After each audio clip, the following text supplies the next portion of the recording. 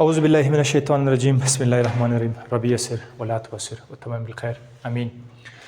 आज हम पढ़ते हैं वही टॉपिक है सॉल्यूशन को किस तरह से एक्सप्रेस किया जाता है, उसके कंसंट्रेशन यूनिट्स क्या होते हैं। आपने उसको एक्सप्रेस किया था W/W वेट बाय वेट से, वेट बाय वॉल्यूम से, वॉल्यूम बाय वेट से, V बाय V से, सबसे आपने किया था।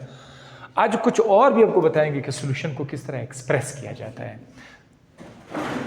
मोलैरिटी और मोलैलिटी को समझने से पहले आपके जहन में ये बात आनी चाहिए कि ये भी एक किस्म का एक्सप्रेशन ऑफ सॉल्यूशन है। तो कभी परसेंटेज दिया होगा सॉल्यूशन को कि ये W/W इतना % है, कभी ये दिया होगा सॉल्यूशन पर लिखा होगा 1 मोलैरिटी, 2 मोलैरिटी, 0.5 मोलैरिटी वगैरह वगैरह। तो ये सारे के सारे क्या है, ये सॉल्यूशन के एक्सप्रेशन के लिए यूनिट्स होते हैं या स्ट्रेंथ होते हैं। हम इस तरह से इसको शो करते हैं, जाहिर करते हैं। मोलैरिटी और मोलैलिटी में फर्क भी आपको समझा देंगे। फिर जरा देखिए मोलैरिटी क्या चीज है। मोलैरिटी में हमारे पास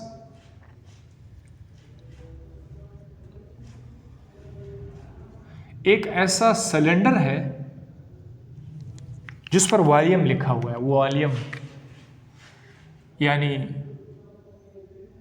1, 2 इसी तरह चलते चलते जाइए, आपके पास यहां पर आ जाएगा 1000 सेंटीमीटर क्यूब। इस तरह 1 सेंटीमीटर क्यूब, 2 सेंटीमीटर क्यूब और आगे जाकर 1000 सेंटीमीटर क्यूब। ये सारी उसके ऊपर लाइनें हैं।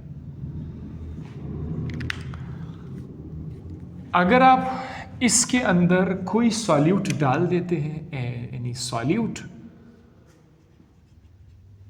लेकिन सॉल्यूट आपने कितना डाला हो, सॉल्यूट का आपके पास 1 मोल हो, कितना 1 मोल सॉल्यूट आपके पास है, वो आपने इधर ऐड कर दिया। सपोज ग्लूकोज का 1 मोल कितना ग्राम के बराबर है। ग्लूकोज को जब मैं कहता हूं ग्लूकोज का 1 मोल, तो जाहिर है आप ग्लूकोज के साथ क्या करोगे, C6H12O6, ये तो फार्मूला है। आप फौरन इसके मास फाइंड करोगे, 12 और 6 72, फिर ये हो गया 12, फिर ये हो गया 96, ये तकरीबन आ जाता है 180 ग्राम। तो अगर मैं कहूं कि मैंने सॉल्यूट को यहां पर क्या लिया हुआ है, ग्लूकोज लिया हुआ है, और मैंने 1 मोल ग्लूकोज डाला हुआ है, तो आपके जहन में फौरन आ जाएगा अच्छा 180 ग्राम डाला हुआ है। ठीक है, सो यहाँ पर हमारे पास 180 ग्राम ग्लूकोज मैंने डाल दिया है। यहाँ पर सपोज ये यहाँ तक आ गया 180 ग्राम ग्लूकोज, ये आपने इधर डाल दिया, तो ये ग्लूकोज ने थोड़ा बहुत जगह उसने भी पकड़ लिया। अब अगर आपको एक मोलर सॉल्यूशन चाहिए, वो 1 मोलर कभी तो यार बना दो मेरे लिए 1 मोलर सॉल्यूशन बनाओ, तरीका इसका ये होगा, जिस सॉल्यूट का 1 मोलर सॉल्यूशन बनाना चाहते हैं उसके शर्त पहले पूरा करो। कितना ले लो, 1 मोल लेना होगा। 1 मोल लोगे, अब इसके अंदर आप क्या ऐड करोगे, H2O ऐड करोगे, पानी अब डालना पड़ेगा। पानी कितना डालना पड़ेगा, पानी के वजन को नहीं देखना, इतना पानी डाल दो इसके अंदर, इतना पानी डाल दो कि इसका वॉल्यूम, ये सॉल्यूशन ज़रा इसके अंदर डिजॉल्व हो जाएगा। इतना पानी डालो, इतना डाल दो कि उसका वॉल्यूम जो है वो यहाँ तक पहुँच जाए, 1000 सेंटीमीटर क्यूब तक पहुँच जाए। 1000 सेंटीमीटर क्यूब 1 डेसीमीटर क्यूब के बराबर है। तो अगर आपने ऐसा काम किया, ये दरअसल आपने बनाया 1 मोलर सॉल्यूशन आपने बना लिया। तो मोलर सॉल्यूशन क्या हुआ हमारे पास मोलर सॉल्यूशन हुआ, number of moles of solute dissolve in 1 decimetre cube, 1 decimetre cube of solution. किसी सॉल्यूशन के 1 डेसीमीटर क्यूब में जितने मोल्स आपने डाले हैं वो बनाएगा आपके लिए मोलर सॉल्यूशन। अब मोलर सॉल्यूशन 1 मोलर भी हो सकता है, 2 भी हो सकता है, 0.5 भी हो सकता है, 0.1 कुछ भी हो सकता है। लेकिन हमें अभी फार्मूला पता होना चाहिए कि फार्मूला क्या है मोलर सॉल्यूशन का। वो फार्मूला ये होगा, इस तरह से फाइंड करेंगे हम। 2 चीज़ों को डिवाइड करेंगे, ऊपर लिखेंगे मोल्स ऑफ सॉल्यूट, सॉल्यूट के मोल्स ऊपर लिखेंगे और नीचे क्या लिखेंगे, वॉल्यूम, नीचे लिखेंगे वॉल्यूम ऑफ सॉल्यूशन, सॉल्यूशन को SOLN खाली शॉर्टकट में लिखता हूं। तो वॉल्यूम ऑफ सॉल्यूशन, वॉल्यूम की तो बहुत सारी यूनिट है, सेंटीमीटर क्यूब है, डेसीमीटर क्यूब है, मीटर क्यूब है। आपने इसको लेना है किस चीज में, डेसीमीटर क्यूब में लेना है। मोल्स ऑफ सॉल्यूट तो एक यूनिट है। अब मैंने यहाँ पर आपके लिए कितने मोल सॉल्यूट डाले थे, 1 मोल डाला था। सॉल्यूशन का वॉल्यूम कितना था, 1 डेसीमीटर क्यूब था। 1 decimetre cube 1000 centimetre cube 1 decimetre के बराबर है। तो अगर मैं इसको यहाँ पर पुट कर दूँ तो मैं मोल्स ऑफ सॉल्यूट कितना कर दूँ, 1 मोल, और नीचे वॉल्यूम डिस्ट्रीब्यूशन कितना है, 1 decimetre. So 1 divided by 1 is 1। तो आपका जो सॉल्यूशन बना था ये बना 1 मोलर सॉल्यूशन बना था। लेकिन आप लोग हमेशा मजबूर नहीं हो कि हमेशा जब भी सॉल्यूशन बनाना हो तो वो आप बस 1 मोल डाला करें। मर्जी से आप किसी भी मोल का, वो कहता है मेरे लिए 0.5 मोल बना दो, मेरे लिए 3 मोल बना दो, तो वो सब के सब आप बना सकते हैं। हमेशा से मोल्स ऊपर लिखना है, वॉल्यूम ऑफ सॉल्यूशन आपने नीचे लिखना है। जितना मोल उसने दिया हुआ है उसको ऊपर लिखो, जितना वॉल्यूम है उसको नीचे लिखो, लेकिन शर्त है कि जो भी वॉल्यूम है उसको डेसीमीटर क्यूब में लाना है। फिर डिवाइड करो, जो आंसर आ जाएगा ये इसकी मोलैरिटी हो जाएगी। अब हमारे पास एक न्यूमेरिकल है यहाँ पर, find the molarity when 0.25 gram NaHCO3। ये हमारे पास सॉल्यूट है। सोडियम बाइकार्बोनेट हमारे पास बतौर सॉल्यूट है। ये डाला गया है इन 100 centimetre cube of the solution. तो हमारे पास सॉल्यूशन का वॉल्यूम मौजूद है और सॉल्यूट का मास मौजूद है। अब क्या करेंगे, फार्मूला में तो मोल्स लगते हैं, मास को मोल में चेंज करेंगे। Do you remember given mass से मोल में हमने कितनी बार पढ़ा हुआ है, मोल के लिए given mass upon molar mass is always called moles. तो इस तरह के हालात में आपने सबसे पहले इसके मोल्स फाइंड करने हैं। तो इस अगर मैं इसके मोल्स फाइंड करूं तो किस तरह आ जाएगा, इसका गिवन मास कितना है, इसका अगर मैं मोल्स फाइंड कर दूं, moles is equal to given mass इसका है 0.25 ग्राम। अच्छा, इसका मोलर मास कैसे फाइंड करेंगे, पीरियोडिक टेबल हमारे सामने पड़ा हुआ है। सोडियम हमेशा याद रखिए, सोडियम कितना है, सोडियम का मास कितना है 23 है। मैंने कहा था शुरू वाले दिन में कि अगर आप लोग केमिस्ट्री को एंजॉय करना चाहते तो कुछ एटम का मास आप डायरेक्ट याद करो। सोडियम हमेशा 23 है, हाइड्रोजन हमेशा 1 है, कार्बन हमेशा 12 है, ऑक्सीजन हमेशा 16 है। तो चूंकि नीचे 3 लिखा हुआ है तो 3 से मल्टीप्लाई करेंगे, ये कितना बनेगा 48 बनेगा। ये 12 और 1 और 23, ये इसी कितना बनेगा 12, 23 और 1 24, 24 और 12 कितना बना 24 और 12 36, 36 और 48 84। तो नीचे क्या लिखूंगा 84। अब देखो ये चीजें हमारे पास जो है, जो लाइन के नीचे हैं, ये हमें बुक में नहीं दिया हुआ होता है, हमेशा हम खुद से फाइंड करेंगे। तो अब अगर आप 0.25 को 84 पे डिवाइड करेंगे आंसर कितना आएगा 0.002। ये उसके मोल्स आ गए। अब हमने करना क्या है, एक और काम भी करना है। ये 100 सेंटीमीटर क्यूब है, इसको कन्वर्ट करना है किस चीज में, क्योंकि मैंने कहा था कि volume of solution must be in decimetre cube.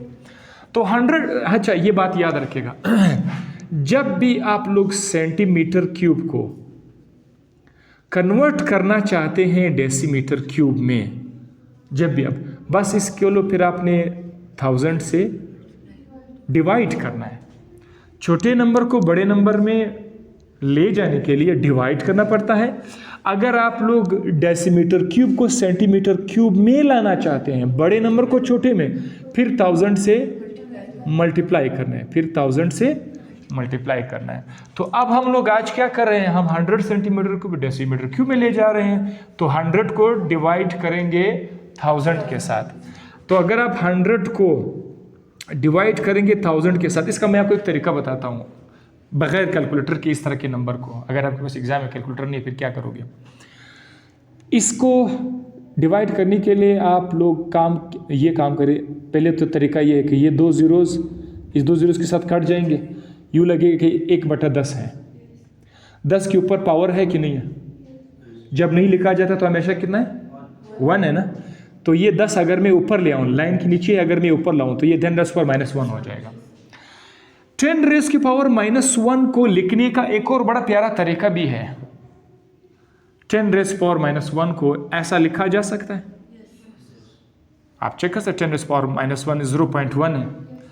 अगर मैं आपसे कहूँ कि मुझे 0.1 बिल्कुल भी अच्छा नहीं लगता, इसको 1 बना दो या इसको 10 बना दो, फिर क्या करेंगे?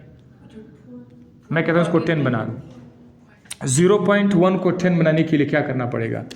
अगर ये पॉइंट यहाँ आ जाए जस्ट 1 बनेगा, तो हम लोग एक 0 यहाँ पर रख लेंगे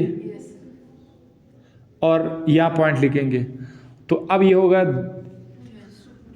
10। सो कितने पॉइंट आप आगे चले गए? नहीं, एक तो एक के बाद 0 है ना, तो फिर हम यहाँ पर क्या लिखेंगे? -2।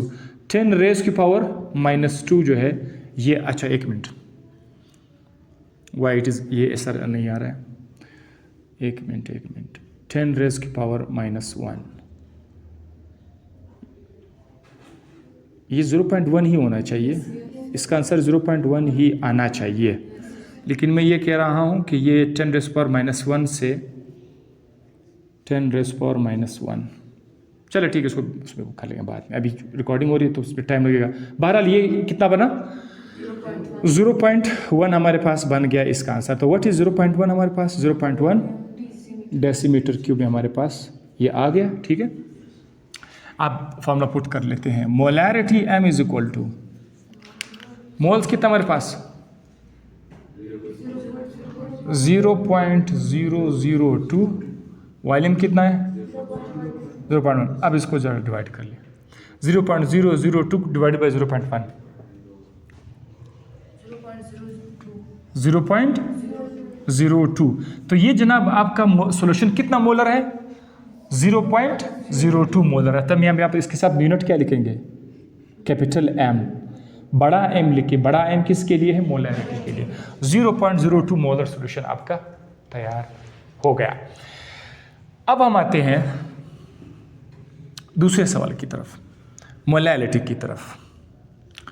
मोलैलिटी फिर क्या है? इसमें भी नंबर ऑफ मोल्स तो है सॉल्यूट के, लेकिन उसमें सॉल्यूशन का वॉल्यूम नहीं है बल्कि केजी ऑफ सॉल्वेंट, सॉल्वेंट का वजन के साथ है। यहाँ पर सॉल्यूट का मोल और सॉल्यूशन का वॉल्यूम था। कितनी चीज़ें थी इसमें? मोलैरिटी में मुकाबला दो चीज़ों की तरह था, मोल्स ऑफ सॉल्यूट था और वॉल्यूम ऑफ सॉल्यूशन था। लेकिन यहाँ पर क्या है? यहाँ पर मोल्स ऑफ सॉल्यूट तो है, लेकिन दूसरी तरफ वॉल्यूम नहीं है, मास ऑफ द सॉल्वेंट है। तो बस ये चीज़ें हमने याद रखनी है। इसके लिए अब मैं आपको बताना चाहूँगा कि हम एक मोलर सॉल्यूशन अब बनाने के लिए क्या करेंगे। फिर से हमें कोई कहे कि ग्लूकोज उठाओ, ग्लूकोज का एक मोलर सॉल्यूशन बनाओ, तो उसके लिए मैं क्या करूँगा? ग्लूकोज हमारे पास सपोज एक सॉल्यूट है, अपनी मर्जी से अगर मैं इसका 1 मोल इधर डाल दूँ, कितना? 1 मोल इधर मैंने डाल दिया, कितना हो जाएगा? 180 ग्राम। ये रखा मैंने, एक ग्लूकोज का 1 मोल आ गया। इसके अंदर अब मैंने ऐड करना है, पानी ऐड करना है। पानी का अगर आप 1 kg, ठीक है, 1 kg पर kg ऑफ द सॉल्वेंट अगर आप ऐड कर देंगे, आपने बस सिर्फ इतना देखना है कि इसका वजन कितना हो जाए पानी का। ये सॉल्वेंट का सोल्यूशन होगा। Number of moles of solute dissolve पर केजी ऑफ द सॉल्वेंट। चलो अब आप इसके अंदर 1 kg सॉल्वेंट आप डाल दें। इसको ज़रा मैं एक बार कंफर्म कर दूँ, ये सोल्यूशन का केजी नहीं होगा, ये इधर ये रॉन्ग होगा। ज़रा मैं सिर्फ एक बार इसको कंफर्म करूँ। सोल्यूशन का केजी तो है लेकिन वो सॉल्वेंट नहीं होगा, सोल्यूशन ही होगा। इसमें एक बार कंफर्म करूँ ताकि बाद में मसला ना बने।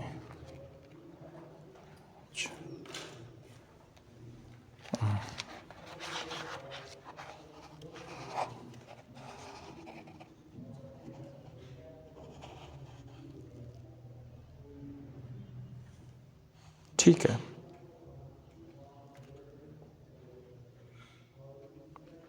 वही है। तो 1 किलोग्राम पानी इसमें ऐड कर देंगे। ये जो सोल्यूशन अब आपके पास आ गया है जिसमें पानी का वज़न कितना है, 1 किलोग्राम पानी है। ये सोल्यूशन आपका हो गया 1 मोलल। 1 मोलल को अब हम लोग छोटे m से शो करेंगे, स्मॉल m से। 1 मोलल इज इक्वल टू, चलो अब आपको फार्मूला मैं बताता हूँ। इसका फार्मूला क्या है, हमेशा याद रखिए मोलल सॉल्यूशन के लिए हम लोग क्या करेंगे, मोल्स ऑफ सॉल्यूट को उसी तरह से लाइन के ऊपर लिखेंगे जिस तरह आप उधर भी करते थे, मोल्स ऑफ सॉल्यूट। लेकिन नीचे जो है, नीचे वॉल्यूम नहीं लिखते थे, मास लिखेंगे। किस चीज़ का, मास ऑफ द सॉल्वेंट लिखेंगे। सॉल्वेंट का मास होगा और वो भी किस चीज़ में होगा, केजी में होगा। तो इस हिसाब से अगर हम देखें यहाँ पर आपने कितना मोल डाला, 1 मोल डाला ना। सॉल्यूट कितना डाला, 1 मोल डाला। और मास ऑफ सॉल्वेंट कितना है, 1 kg है। सो 1 से कैंसिल होकर के 1 आंसर आ जाएगा। तो ये आपका 1 मोलर सोल्यूशन हो गया। आप किसी भी वक्त जिस तरह 1 मोलर सोल्यूशन बना सकते हैं, आप किसी वक्त 1 मोलर सोल्यूशन किसी भी सॉल्वेंट का बना सकते हैं। और आप 1 से ज़्यादा भी बना सकते, 2 मोलर भी बना सकते, 3 मोलर भी बना सकते हैं। अब अगर हमारे पास एक न्यूमेरिकल यहाँ पर आ जाए, उस न्यूमेरिकल में हमने नोट करना है। ये न्यूमेरिकल है, इसको ज़रा नोट कर ले आप लोग। 1.01 ग्राम है। 1 ग्राम इथेनॉल हमने डाल दिया है किस चीज़ में, 100 ग्राम ऑफ वाटर में। Find the molality. आप किस चीज़ को ढूंढ रहे होंगे, अगर मोलैलिटी फाइंड करनी है तो आप लोग किस चीज़ का पीछा कर रहे होंगे। ये तो मास दिया हुआ है, इथेनॉल का मास है। इस इथेनॉल के मास से हम क्या फाइंड करेंगे, मोल्स फाइंड करेंगे। और ये क्या चीज़ है, 100 ग्राम, ये पानी का मास है ना 100 ग्राम। इसको किस चीज़ में कन्वर्ट कर देंगे, इसको केजी में लेके जाएंगे। तो आप लोग पहले मुझे बताओ इथेनॉल का मोल कैसे फाइंड करेंगे। इथेनॉल का मोल फाइंड करेंगे, जाहिर है आप मुझे कहोगे कि सर जी पहले तो ये बताओ इसका फार्मूला क्या है।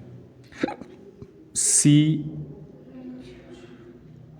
Ethanol C2H5OH। अब जाकर इसका मोलर मास आप लोग बना सकते हो ना। कैसे हो सकता है कि आपके पास किसी चीज़ का गिवन मास मौजूद हो और आपके पास उसका मोलर मास मौजूद नहीं, तो कैसे आप मोल फाइंड करेंगे।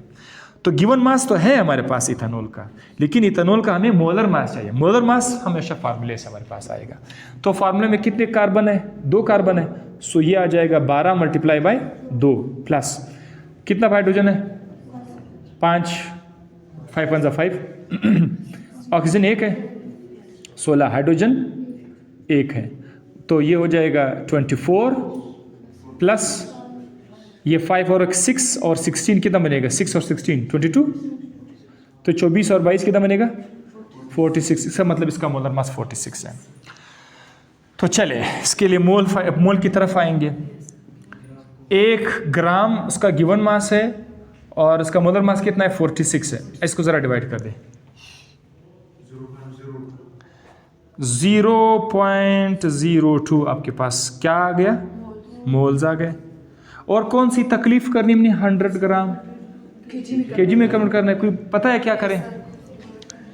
अगर आप लोग ग्राम को केजी में कन्वर्ट करना चाहते, इतना तो पता है ग्राम छोटा यूनिट है, किलोग्राम बड़ा यूनिट है। जब भी छोटे यूनिट को बड़े यूनिट में लाना चाहते हो तो 1000 से इस चीज़ को ग्राम और किलोग्राम में 1000 का फैक्टर है, इसको बोलते हैं फैक्टर। और अगर आप किलोग्राम को ग्राम में लाना चाहते हैं फिर 1000 से मल्टीप्लाई करना पड़ेगा। इस वक्त हम 1000 ग्राम को केजी में कन्वर्ट करना चाहते हैं। तो कितना 100 है, 100 को डिवाइड कर लेते हैं, 100 को डिवाइड कर लेते हैं किस चीज़ के ऊपर, 1000 पे डिवाइड कर लेंगे। फिर से उसी तरह से ये जो 2 जीरोस कट जाएंगे, ये भी कट जाएंगे, हमारे पास आंसर कितना बचेगा, 1/10 आ जाएगा। 1/10 का आंसर हमेशा 0.1 आएगा।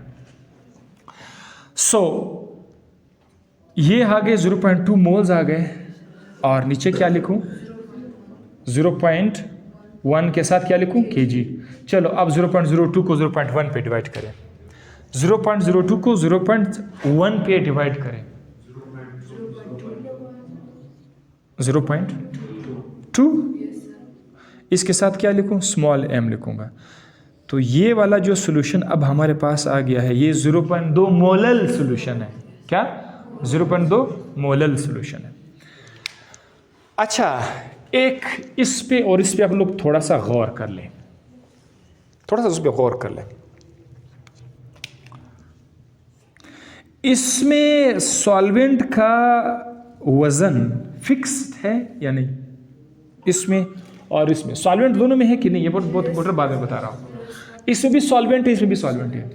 किस में सॉल्वेंट का वजन हमें मालूम नहीं और किस में सॉल्वेंट का वजन हमें पक्का मालूम है, फिक्स्ड है। किस में, इधर सॉल्वेंट आपने कितना डाला, वो तो फॉर श्योर के 1 kg है, लेकिन यहां पर आपको सॉल्वेंट का नहीं पता, क्योंकि यहां पर हम सॉल्वेंट के वजन को देख नहीं देते। हम क्या फर्क पूरा करने जा रहे थे, हम वॉल्यूम 1 डेसीमीटर क्यूब की तरफ ले जाना चाह रहे थे कि वॉल्यूम 1 हो जाए। आप लोग जरा सोचिए कि यहां पर जो सॉल्यूट था उसने कितना, थोड़ा सा जगह तो सॉल्यूट ने पकड़ के रखा हुआ है कि नहीं है? अब इसके बाद जाहिर है आप इतना पानी डालोगे कि वो 1000 सेंटीमीटर तक चला जाए, तो इतना एक अंदाजा तो हो जाएगा कि ये जो पानी हमने डाला ये 1000 ग्राम से कम है, 1 kg नहीं हो सकता। इतना तो हम अंदाजा कर सकते हैं ना कि ये जो पानी है इसमें पानी 1 किलोग्राम से कम है, तो इसमें वाटर क्या है, H2O, ये यहाँ पर कम है, लेकिन यहाँ पर H2O क्या है, 1 किलोग्राम है। हालांकि इधर भी ग्लूकोज कितना है, इधर आपने जो ग्लूकोज डाला था 1 मोल ग्लूकोज था, यहाँ पर भी 1 मोल ग्लूकोज है, और यहाँ पर भी 1 मोल, दोनों में 1 मोल ग्लूकोज है। दोनों ग्लूकोज के ही सोल्यूशन है, ये भी ग्लूकोज का सोल्यूशन है, ये भी ग्लूकोज का सोल्यूशन है। ये 1 मोलर है, ये 1 मोलल है। फर्क आपको क्या नजर आ रहा है, ये आप लोगों से इसके अलावा आपके ज़हन में गाढ़ापन के लिहाज से मुझे बताओ, कौन सा गाढ़ा है, कौन सा डाइल्यूट है? यस, इसमें पानी, इसमें सॉल्यूट दोनों में बराबर है, इसमें पानी कम है, इसमें पानी ज्यादा है। तो हम लोग क्या कहेंगे कि 1 molar solution, 1 molar solution concentrated है, गाढ़ा है, किस चीज से, 1 मोलर सॉल्यूशन से,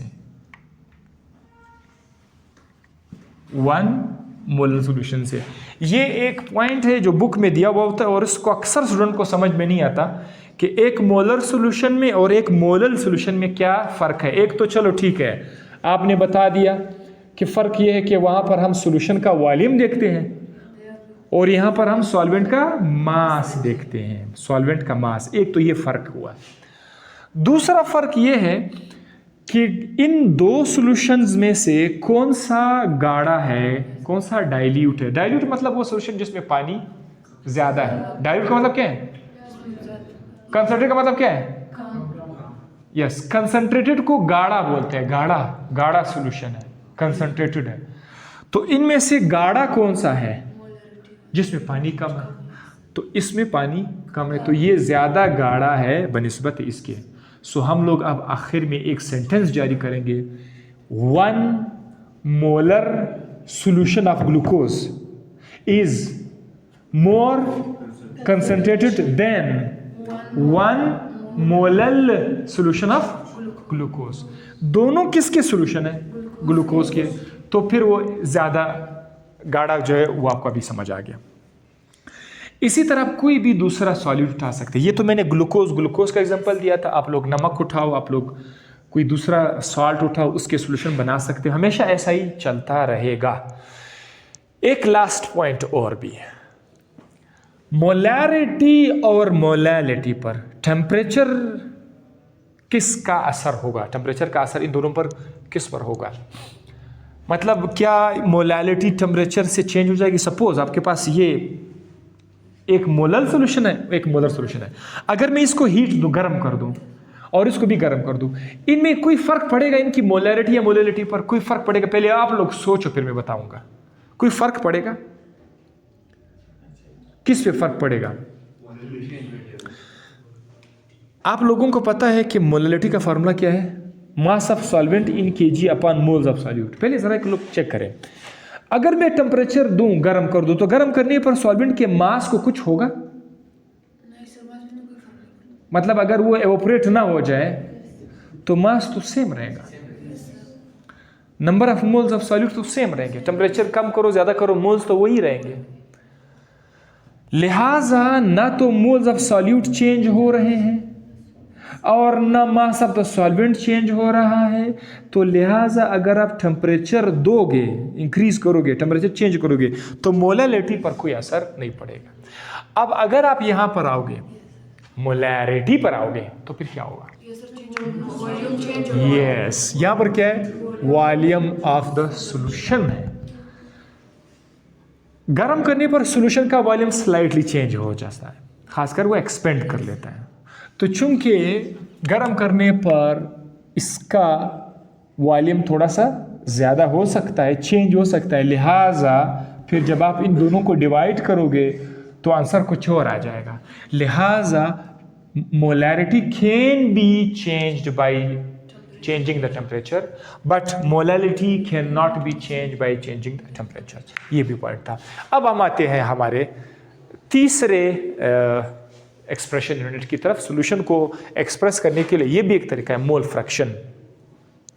मोल फ्रैक्शन क्या है? अगर आपके पास एक सॉल्यूशन है, सपोज करते हैं उसमें आपने एक से ज़्यादा चीज़ें डाली हुई हैं, 2 या 3 या 4 आपने उसमें ऐड की हुई, एक सॉल्यूशन है।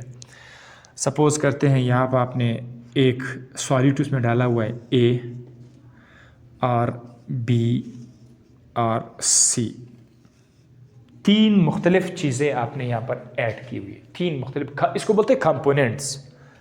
क्या बोलते हैं? Components of solution. ए, ये भी कंपोनेंट ऑफ सॉल्यूशन और ये भी कंपोनेंट। तो यहाँ पर ए पड़ा हुआ है, बी पड़ा हुआ है और सी पड़ा हुआ है, तीनों को आपने डिसॉल्व किया हुआ है। अब मोल फ्रैक्शन का मतलब क्या है? मोल फ्रैक्शन का मतलब ये है कि इनमें से किसी ए के नंबर ऑफ मोल, सपोज ए के नंबर ऑफ मोल को अगर मैं एन ए से शो करूं और बी के नंबर ऑफ मोल्स को अगर मैं एन बी से शो करूं और सी के नंबर ऑफ मोल को अगर मैं एन सी से शो करूं, तो मोल फ्रैक्शन क्या है? इनमें से किसी ए का मोल फ्रैक्शन ये होगा, उसको हम एक्स से शो करते हैं, मोल फ्रैक्शन को एक्स से शो करते हैं। तो सपोज मुझसे कोई कहे कि ए का मोल फ्रैक्शन क्या है, तो मैं बोलूँगा ए का मोल फ्रैक्शन होगा X A is equal to, जो नंबर ऑफ मोल, जो फ्रैक्शन मांग रहे हैं उसी का नंबर ऑफ मोल लाइन के ऊपर लिख दो, N A number of mole of A, बाकी जितने भी नंबर ऑफ मोल्स हैं उन सबको जमा करके लाइन के नीचे लिख दो। So number of mole of A plus number of mole of B plus number of mole of C. अगर आप इन सब कंपोनेंट्स के मोल्स को डिवाइड करके प्लस करके आपस में उसको लाइन के नीचे लिखें और किसी एक कंपोनेंट के नंबर ऑफ मोल को लाइन के ऊपर लिखेंगे, तो इसका जो भी आंसर आ जाएगा, सपोज 0.0 सपोज करते हैं आंसर आया 0.3 आया, तो ये 0.3 क्या होगा? ये मोल फ्रैक्शन ऑफ ए है। इसी तरह अगर वो आपसे कहे कि मुझे बी का मोल फ्रैक्शन चाहिए, तो क्या करना पड़ेगा? चलो अब आप बताओ, आप लोग समझ आ गया। X B is equal to जी, शाबाश, number of mole of B, नीचे क्या लिखूं? N A number of mole of A plus number of mole of B plus number of mole of C. तो ये आप फिर से डिवाइड करोगे, इसका आंसर भी आ जाएगा। जाहिर है ये छोटा नंबर है, ये बड़ा नंबर हो जाए, इसको प्लस करोगे तो बड़ा नंबर बनेगा, छोटे नंबर को बड़े नंबर पर डिवाइड करेगा, हमेशा आंसर 0 पॉइंट समथिंग में आएगा। जस्ट सपोज कर ले इसका आंसर आ गया 0.5। अब अगर वो आपसे कहे कि मुझे चाहिए सी का भी एक मोल फ्रैक्शन चाहिए, तो कोई बात नहीं, आप एक्स सी लिख दो। क्या करें आप बताओ? हाँ जी, ये जो नया लड़का आया हुआ है जी, क्या लिखूं इधर ऊपर? खाली सी लिख दूं? नंबर ऑफ मोल ऑफ सी लिखना होगा, एन सी। नीचे क्या लिखूं? हाँ नहीं नहीं नहीं, अकेले बताओ। Number of mole of A, number of mole B, हाँ शाबाश है। इसको भी डिवाइड करें हैं, छोटा नंबर है, बड़े नंबर को डिवाइड करोगे तो इसका भी आंसर अराउंड इसी तरह से आ जाएगा। सपोज ये भी 0.2 मैंने अपनी तरफ से लिखा। याद रखिएगा किसी मिक्सचर में तो बहुत सारी चीज़ें मिक्स हो गई है, कंपोनेंट ए बी सी वगैरह, इसमें इन सब के मोल फ्रैक्शन को अगर आप आपस में ऐड करोगे, इन सब के मोल फ्रैक्शन 0.3 जमा 0.5 जमा 0.2, ये हमेशा इसका आंसर कितना बनेगा? 1 के इक्वल आएगा। रिमेंबर, हमेशा इसका आंसर 1 के बराबर आएगा। सो ये आपको एग्जांपल मैंने समझा दिया, ये क्या चीज़ है? मोल फ्रैक्शन ऑफ ए। सपोज इन्होंने यहाँ पर जो बुक में एग्जांपल दिया वो इस तरह एग्जांपल दिया हुआ है कि हमारे पास बिकर में सिर्फ 2 चीज़ें हैं, ए और बी आपने पास में मिक्स किया हुआ है। तो जब ए और बी मिक्स किया हुआ है तो फिर मोल फ्रैक्शन ऑफ ए किस तरह आएगा? Number of mole of A divided by number of mole of A plus B. इस तरह बी के लिए क्या करेंगे? Number of mole of B को डिवाइड करेंगे number of mole of A plus number of mole of B, answer आ जाएगा। और यहाँ पर मैंने क्या रिमेंबर कि mole fraction of A plus mole fraction of B हमेशा 1 की इक्वल होगा, इस हिसाब से 1 की इक्वल होगा। और अगर यहां पर आओगे तो 1 कैसे आएगा?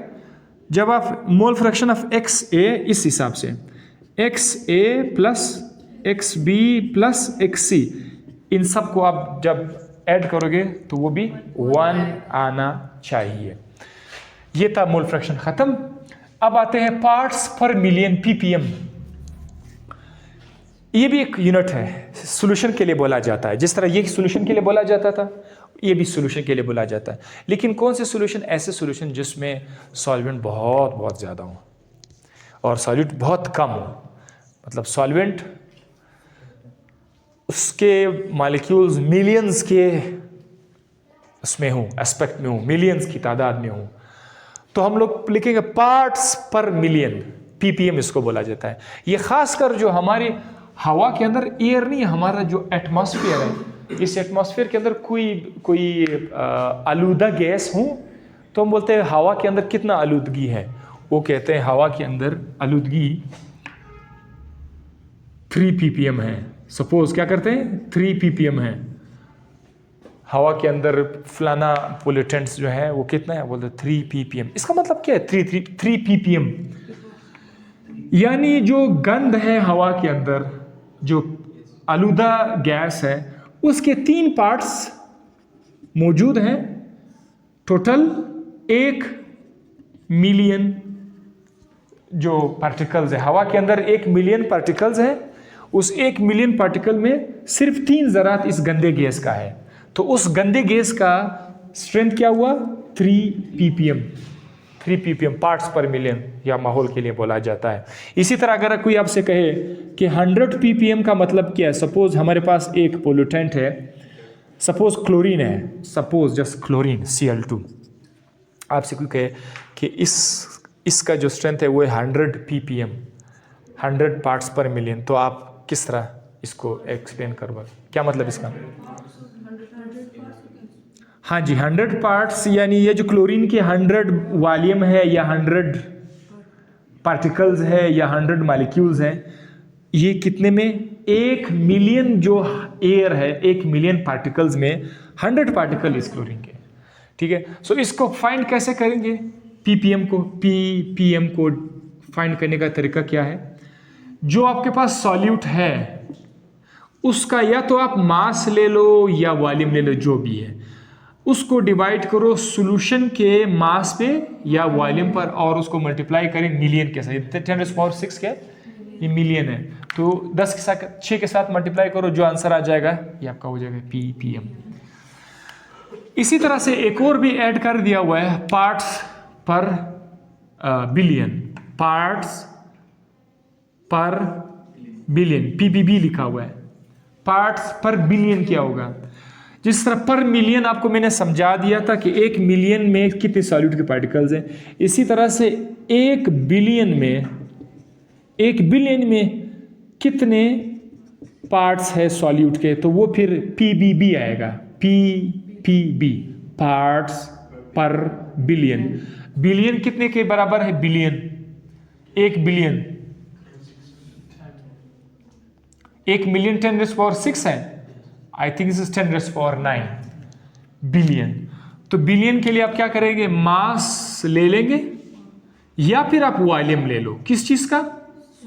सॉल्यूट का मास ले लो या वॉल्यूम ले लो। इसको डिवाइड करें सॉल्यूशन के मास पर या सॉल्यूशन का वॉल्यूम पर, जैसे आपका दिल करे, mass of the solution multiply करें 10⁹ के साथ, तो फिर आपके पास क्या आ जाएगा? पीपीबी आ जाएगा। इसी तरह एक और भी उन्होंने डाला हुआ, इतना ज़्यादा वो नहीं है, पार्ट्स पर ट्रिलियन, पीपीटी, पार्ट्स पर ट्रिलियन। ये आपको समझ आ गया होगा कि क्या कह रहा है।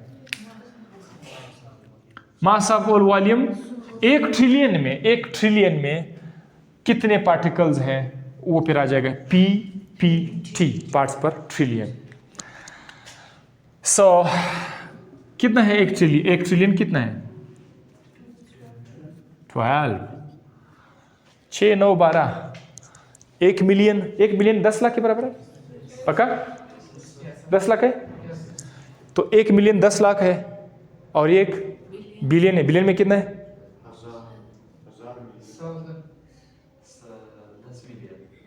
1 बिलियन 10 मिलियन या 1 करोड़ में कोई फर्क नहीं है। 10 मिलियन 1 करोड़ में कोई फर्क नहीं। गरीबों ने, हमने इतना ज़्यादा पैसा देखा ही नहीं, इतनी अमाउंट हमने देखा ही नहीं, तो बिलियन कितना। हम तो बात करें किस चीज़ में? ज़्यादा से ज़्यादा लाख में बात कर सकते हैं। हमें ज़्यादा से 60-70 लाख तक का हिसाब आता है, मिलियन का हिसाब हमें नहीं आता। गुर्बत है ना।